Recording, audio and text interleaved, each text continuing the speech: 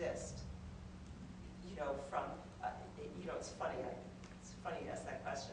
When I was thinking about this workshop and looking at some of the research problems people had identified, sort of getting my own head around some of the research questions people were interested in, I was trying to think, could there be research alliances between the School of Medicine here and the School of Medicine back home? And how would that work? Could you do it? Sure you could. But you would have the burden of proof would be showing that it's a real collaboration, that it's not just in name only. That's always what it's going to come down to. So we have a supplement with an investigator paper solution. And,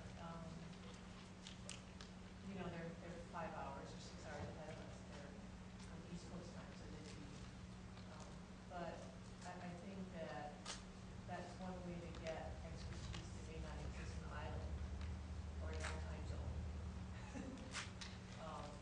from somewhere else. And it's that proof of interaction and so on. It would be hard to do it if you were in a lab, because how could Yes. you be in a person's lab and get meaningful experience out of it? But the epidemiological work where your population is here, but expertise might be somewhere else, you know, you might be able to make a strong argument. And sometimes when you have, you know, oftentimes an investigator, let's say you're interested in developing one of these supplements, and this is true for any grant. If you know someone who has successfully attained one, oftentimes after the person has gotten one, they're glad to show it to you so that you can use it as a model. So for those of you who are looking at research grants, and how many of you are thinking about a non-K award, an independent research award from the NIH? Good. So the 3 primary awards, and there are many variations, but the 3 big ones, R03, R21, R01. So what are the differences? R03s are small research awards, and I know when I was reading one person's background information before this workshop, the person stated that they were interested in getting preliminary data, and they weren't sure whether to go for an R01. Well, if you're getting preliminary data, the R03 is intended for that purpose. This is a great little award. I'm a big proponent of these. Why? A lot of people don't go after them, and I'm constantly advocating for the R03s. It's a terrific way to get preliminary data that will ultimately be used for the basis of an R01. And I want to repeat that, because this is crucial. When you're writing up that R03, and I give you the program announcement and the website here so you can learn more about it. When you're writing up that R03 award, we're going to again think of what's in it for the NIH. Why would they want to fund me to get preliminary data? There's only one thing. It's probably too great. It's probably an exaggeration to say, but you could probably make a reasonable argument that the major thing the NIH is interested in, the big thing for the NIH, is independent research, the R01. Knowing that, why do they fund an R03? As a stepping stone towards an R01. If you apply for an R03, you must tell your reviewers explicitly how these preliminary data that you're proposing to develop as the, you're proposing to get as the basis for this R03, how will that lead you, enable you to be able to compete successfully for an R01 subsequently? So how does this R03 pave the way, serve as the basis for the R01? That's the point of an R03.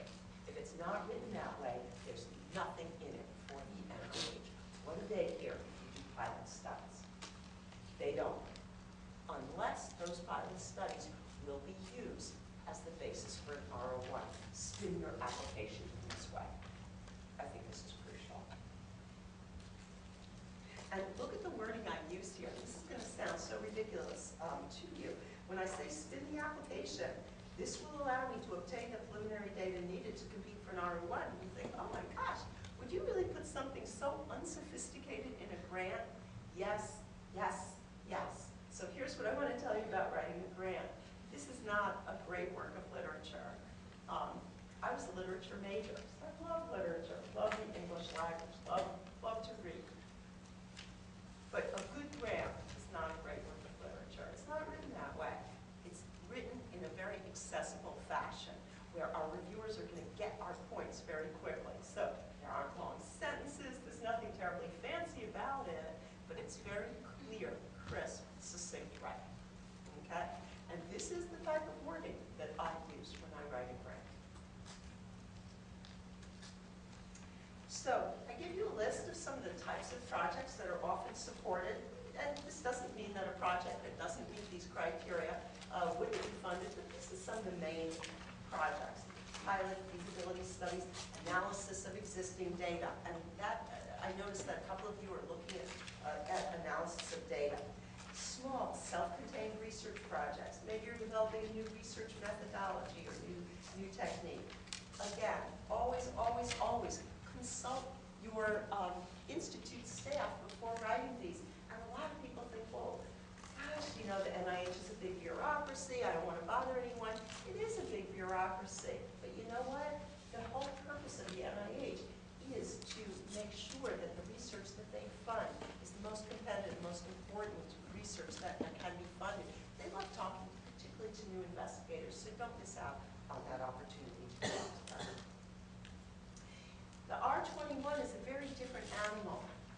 The R03, by the way, the amount of money we're looking at is $50,000. In general, it's $50,000 a year for each of 2 years in direct costs. So you can get $50,000 each year for your research. The R21 is a lot more money. It's up to $275,000 over 2 years. So not for each year, but $275,000 over 2 years. Maybe $150,000 the first year, $125,000 the second. So again, what's the difference between these two? The R03 is in general for 2 years. The R21 is for 2 years. Here's the difference, and it is huge. And it's not just the amount of money that differs. Here's the distinction. The R21 was designed to support novel ideas, something that's really new, that is innovative, that's bold, that's high risk, something that's so outside of the normal type of research that one would be expected to do, that you just could not be expected to get preliminary data reasonably without this award. So something that's really bold, innovative, thinking outside the box, outside the mainstream of the field. That's the R21. R03, small grant. R21, bold, innovative research. Big heads up on R21s. A lot of people have been going after the R21 thinking, well, I don't want to go after an R01. It's so hard to get an R01. I'm just going to try and get an R21. I think it'll be easier. And it's actually become the most competitive grant in some institutes. And here's what else I want you to know. As new investigators, and we'll talk about this more tomorrow when we look at the NIH system of peer review, the NIH is committed to increasing the number of new investigators. But they're committed to doing that via the R01. The NIH has made this commitment. I think one of the last things that the previous director, Dr. Elias Rooney, did before stepping down was that he actually put in the equivalent to the word that's coming to mind is like a quota system, a percent of new grants must be awarded to new investigators. It can't just, we're not going to continue to see this very unequal proportions of huge numbers of funded investigators that continue to get R01s, and how difficult it is for new investigators to get into the system. Some grants now, some percentage of grants is going to be allocated such that we will see the number of new investigators who are competing for R01s will become equal the percentage to experienced investigators. That's the vision. That's what we expect to see beginning in 09. So it's going to be a gradual increase. You won't get any extra consideration going after an R21. You will get extra consideration as a new investigator going after an R01. So a lot of factors to consider. And again, I think I talked about this, R21, thinking outside the box. The one thing I would tell you is that the directions state you don't need any preliminary data. In the real world, you need some preliminary data. You don't need a publication. But if you go into